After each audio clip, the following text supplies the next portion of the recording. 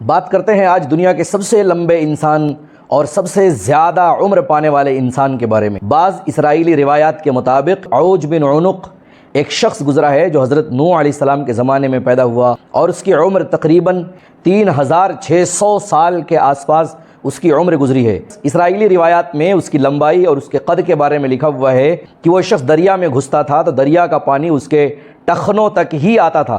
دریا سے وہ شخص مچھلی پکڑ کر سورج کی تپش اور سورج کی گرمی میں بھون کے وہ کھا جاتا تھا، وہی اس کی غذا تھی۔ اور یہ بھی لکھا ہوا ہے کہ وہ شخص حضرت نوح علیہ السلام کے زمانے سے لے کر حضرت موسیٰ علیہ السلام کے زمانے تک زندہ رہا۔ اور ایک روایت میں یہ بھی ہے کہ موسیٰ علیہ السلام کے زمانے میں کسی قوم پر وہ شخص بادشاہ بھی تھا، پھر موسیٰ علیہ السلام کی اس سے لڑائی ہوئی۔ ایسا ایک واقعہ میڈیا میں، سوشل میڈیا میں، یوٹیوب پر ویڈیو کے ساتھ موجود ہے۔ آئیے اسلامک فیکٹ جانتے ہیں اس واقعے کے بارے میں۔ تو قرآن کریم میں اللہ رب العزت نے حضرت نوح علیہ السلام کے بارے میں بہت جگہ پر تذکرہ کیا۔ حضرت نوح علیہ السلام کے بعد اللہ رب العزت نے حضرت موسیٰ علیہ السلام کے بارے میں لگ بھگ 27 پاروں میں حضرت موسیٰ علیہ السلام کا اللہ نے تذکرہ کیا۔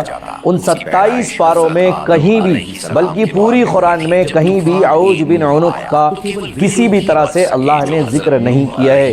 اب رہی حدیث کی بات، امام ابن کثیر نے اس واقعے کو لکھنے کے بعد لکھا ہے کہ ان واقعات کی کوئی حقیقت نہیں ہے، ہاں اسرائیلی روایات سے یہ بات ملتی ہے۔ اسرائیلی روایات کے بارے میں امام ابن تیمیہ رحمۃ اللہ علیہ نے لکھا ہے کہ اس روایت کے بارے میں نہ ہی ہم تکذیب کرتے ہیں، نہ ہی اس کی تصدیق کرتے ہیں، یعنی نہ ہی ہم اس کو سچ سمجھتے ہیں اور نہ ہی ہم اس کو جھوٹا سمجھتے ہیں۔ امام ابن جریر الطبری رحمۃ اللہ علیہ نے اس واقعے کو اپنی کتاب قصص الانبیاء میں اس واقعے کا ذکر کیا ہے، لیکن اس روایت کو بھی اسرائیلی روایات کی طرف منسوب کیا ہے، یعنی جب قرآن و حدیث میں اس کا کوئی ثبوت نہیں ہے تو اسرائیلی روایات کی بنیاد پر اس کو بیان کیا جا رہا ہے، لیکن ہماری طرف سے نہ ہی اس کی کوئی تصدیق ہے اور نہ ہی تکذیب ہے، نہ ہی ہم سچ مانتے ہیں اور نہ ہی جھوٹا مانتے ہیں۔ اس واقعے کے بارے میں یہی علماء اور محدثین کی رائے ہے۔ اس امت کے فقہاء نے عوج بن عنق کے واقعے کے بارے میں کوئی بھی فقہی حکم نہیں لگایا ہے، چونکہ یہ بات قرآن و حدیث سے ثابت نہیں ہے اور نہ ہی ہمارے عقیدے اور ایمان کا کوئی مسئلہ ہے۔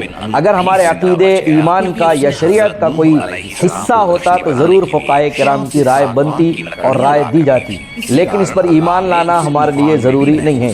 اس ناطے علامہ ابن تیمیہ رحمۃ اللہ نے کہا کہ ہم اس واقعے کی نہ ہی تصدیق کرتے ہیں اور نہ ہی تکذیب کرتے ہیں۔